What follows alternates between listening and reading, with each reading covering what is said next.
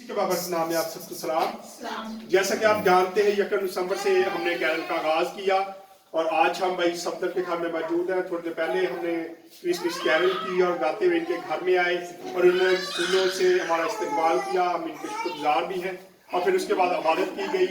और जैसे कि ये भी आप जानते हैं कि हर घर में क्रिसमस का केक काटा जाता है। क्रिसमस केक आ चुका है, आज पहले केक काटते हैं और उसके बाद ये फैमिली आपको विश भी करेगी और इनसे बात भी करेगी उनको जब कैरल इनके घर में आई तो उनको कैसा लगा।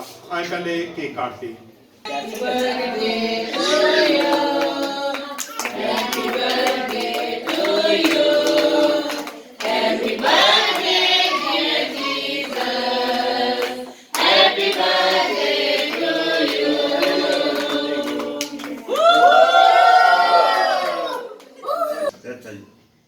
आए क्रिसमस केक काट चुका है। मैं चाहता हूँ ये पूरी फैमिली एडवांस में आपको हैप्पी क्रिसमस कहना चाहती है। अपने अंदाज में ये आपको हैप्पी क्रिसमस कहेंगे जी।